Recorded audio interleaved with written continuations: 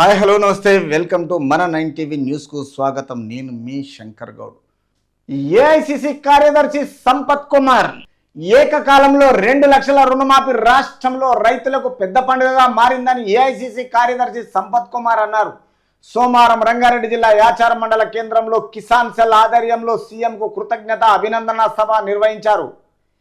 ఈరోజు తెలంగాణ రాష్ట్రంలో రేవంత్ సర్కారు కాంగ్రెస్ ప్రభుత్వాన్ని ఒక రేంజ్లో గెలిపించుకోవడమే తప్ప రాష్ట్ర ప్రజలకినా ఈరోజు మహిళలకైనా ఈరోజు రైతులకైనా ఇంత బ్రహ్మాండంగా రుణమాఫీ చేసుకుంటూ ప్రతి విషయంలో ఆలోచనతో రాష్ట్ర ప్రజల గురించి రాష్ట్ర ప్రజలకు ఏమి చేయాలని ప్రజల అప్రూవల్ తీసుకొని చట్టసభలో అసెంబ్లీ స్టార్ట్ అయ్యి అక్కడ మాట్లాడుతున్నాడంటే మామూలు విషయం కాదు. గత ప్రభుత్వం చేసిన అరాచకాలను మనము వదిలిపెడదాము, మనకు సంబంధం లేదు.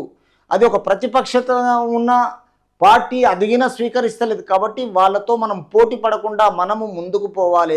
ఈరోజు అని రైతులతోటి ఈరోజు మహిళలతోటి పెద్ద రుణమాఫీ రైతులకు పెద్ద పండుగగా బ్రహ్మాండంగా హ్యాపీగా ఉన్నారు. వాళ్ళ పిల్లల ఫీజులు కట్టుకుంటూ వాళ్ళ రుణాలు తీర్చుకుంటూ వాళ్ళ 4 డబ్బులు ఉంటే కూరగాయలు పెట్టుకొని పంటలు పండించుకుంటూ ఇక్కడ బ్యాంకులకు లోన్లు మాఫీ చేసిన ఘనత రాష్ట్ర సర్కార్ రేవంత్ రెడ్డి గారిది. ఆ రేవంత్ రెడ్డి గారు ఏఐసిసి కార్యదర్శి సంపత్ కుమార్ ఈరోజు ప్రజల సంతోషాలను చూసి కొంచెం లైవ్లో తర్వాత ఇంకోటి పేపర్లో ప్రింట్ మీడియాలో సోషల్ మీడియాలో హల్చల్ చేస్తున్నారంటే వాళ్ళ సంతోషాన్ని పట్టి రేపు గవర్నమెంట్కు తెలియజేస్తున్నారు. కాబట్టి సోమవారం రంగారెడ్డి జిల్లా యాచార మండలంలో కిసాన్ సెల్ ఆధ్వర్యంలో సీఎంకు బ్రహ్మాండమైనంత కృతజ్ఞత తెలిపారు రాష్ట్ర ప్రజలు. హాజరైన సంపత్ కుమార్ మాట్లాడుతూ రాష్ట్రంలో ఏకకాలంలో రుణమాఫీ అమలు కావడంతో కొన్ని పార్టీలు జీర్ణించుకోలేకపోతున్నాయి. మేము ఉన్నదేముంది, వాళ్ళు చేయలేదు ఇంకొని చేయనియరు. ఈ బీఆర్ఎస్కి ఒక్కదానికే ఉంటుంది. ఇక ఇంకొక పార్టీ ఉన్నది జాతీయ పార్టీ, దానికి ఏంటంటే ఇక్కడ కొన తెలియదు మొదలు తెలియదు.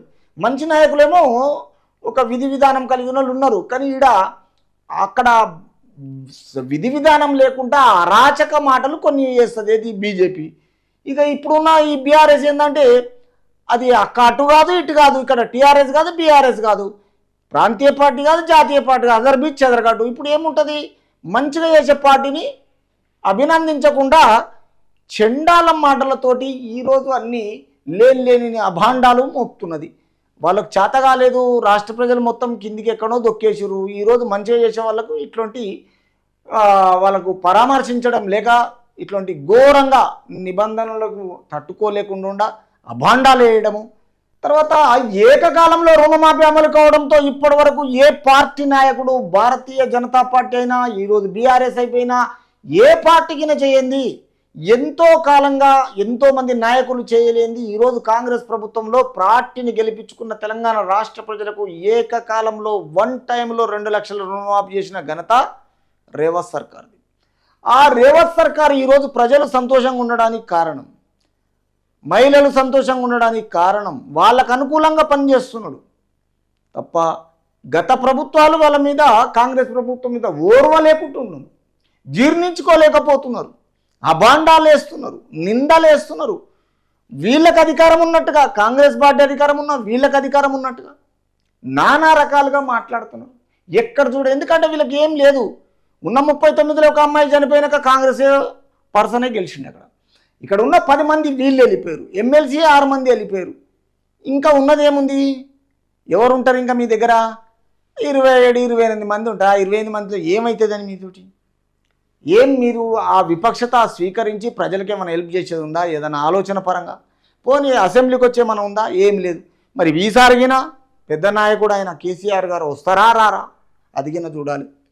ఎందుకంటే ప్రజల గురించి అసెంబ్లీలో చర్చనీయాంశం ముందుకు పోతేనే ప్రజలకు మేలు జరిగినట్టు. ఈరోజు అధికార పార్టీ అయినా ప్రతిపక్షమైనా కానీ మరి ఏం చేస్తారు?